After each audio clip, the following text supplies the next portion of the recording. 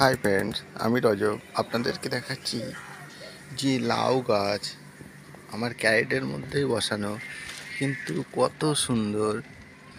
এই গাছটা যে এত মোটা হতে পারে আপনারা হয়তো আমার চ্যানেলেই আপনারা প্রথম দেখছেন। দেখুন, এই ক্যারেট এবং পাশে একটা বালতি দেওয়া আছে, এটার মধ্যে আপনার লাউ গাছ এবং পাশেরটার মধ্যে আমি চিচিঙ্গে গাছ দিয়েছি। এবং পাশেই দেখবেন এই লাউ গাছটা এখান থেকে উঠছে এবং কত মোটা এবং কত বড় হয়েছে। দেখুন, এই একটা ডাল দেখে মনে হচ্ছে যেন এটা একটা গাছের মতো মোটা। দেখুন কতটা মোটা। এবং আমার এই চালের উপরে পুরো একটা গাছই ভর্তি হয়ে গেছে এবং এরকম অসংখ্য ফল। যদি এই ধরনের লাউ গাছ আপনারাও করতে চান তাহলে অবশ্যই আপনাকে এই গাছের যত্ন কিভাবে আমি করি সেটা জানতে হবে। তো সেটা যদি জানতে চান তাহলে একটু ধৈর্য ধরে ভিডিওটা দেখতে হবে। আমি এই গাছে বিশেষ কোনো রাসায়নিক সার ব্যবহার করি না, পাতা পচা সার এবং খোলের জল এবং হিউমিক অ্যাসিড আমি নিজেই তৈরি করি। কিভাবে এটা করি? প্রথমে আমি এই ক্যারেটের মধ্যে দেখুন একটা পাতা পচার একটা আস্তরণ তৈরি হয়ে গেছে। এর মধ্যে পাতা প্রথমে দিই, তার উপরে একটা মাটির স্তর, তারপরে আবার পাতা, শুকনো পাতা, তার উপরে আবার মাটির স্তর। এই কিছুদিন দেওয়ার পর প্রতিদিনই আমি জল দিতে থাকি এবং ভাতের মাড় দিই। তো দেখুন, এই পাশে আর একটা ক্যারেটও রাখা আছে যার মধ্যে মাটি তৈরি হচ্ছে এবং কিছু দানা দিয়ে দিয়েছিলাম, যদি কিছু গাছ হয়ে যায়, দুটো একটা ফল হয় তাহলে হোক, কোনো অসুবিধা নেই। তো এই জন্যে ওখানটায় আমার সারটা তৈরি হচ্ছে, সঙ্গে দুটো গাছও দেওয়া আছে। তো এইভাবে আমার পাতা পচা সার তৈরি হয়ে গেছে এবং আমি প্রতিদিনই একটু জল দিই এবং সপ্তাহে 1 থেকে 2 দিন আমি খোলের জল এবং হিউমিক অ্যাসিড দিতে থাকি। তারপর দেখলাম গাছে অজস্র ফল ধরছে, কিন্তু ফলগুলো দাঁড়াচ্ছিল না। এই জন্যে আমি কী করলাম, যে এই লাউ গাছে একটা প্রাণন ফাঁদ পেতে দিলাম। তো প্রতিদিন দেখুন অসংখ্য পোকা এখানে পড়ে আছে।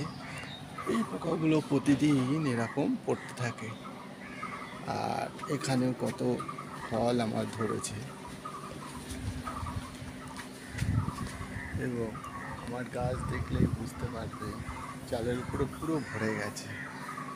তো এইরকম যদি প্রতিদিন আপনারা একটু জল দিয়ে এবং সপ্তাহে 1 থেকে 2 দিন এরকম হিউমিক অ্যাসিড তৈরি করতে পারেন। হিউমিক অ্যাসিডটা কিভাবে তৈরি করবেন? দেখুন, এর মধ্যে আমার জল দিয়ে খোলটা ভেজানো ছিল এবং আমরা যে ভাত খাই তার অবশিষ্ট অংশ অনেক সময় ফেলে দেওয়া হয়, সেগুলোকে না ফেলে দিয়ে আমরা হিউমিক অ্যাসিড তৈরি করতে পারি। কীভাবে? যে খোল পচানো জলের মধ্যে 200 থেকে 250 বা 500 পরিমাণ ভাত এর মধ্যে দিয়ে দেবো এবং 7 থেকে 10 দিন পর দেখতে পাবো একটা মিষ্টি গন্ধ বেরাচ্ছে।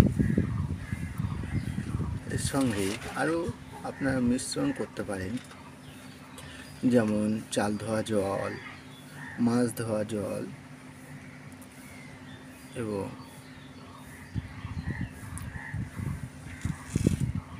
আপনি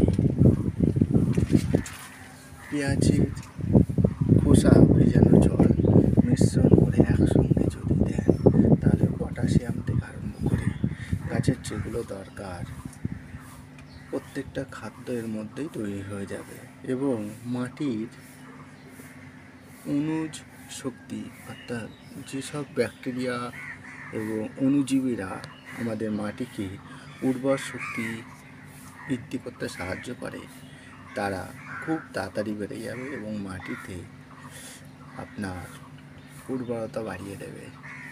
এবং দেওয়ার সময় হালকা পরিমাণে একটু গুড় দিয়ে দিলে আর একটু ভালো হয়। তারপর আপনারা দেখবেন যে আমি এই দুটো পাত্রের মধ্যে তৈরি করেছি।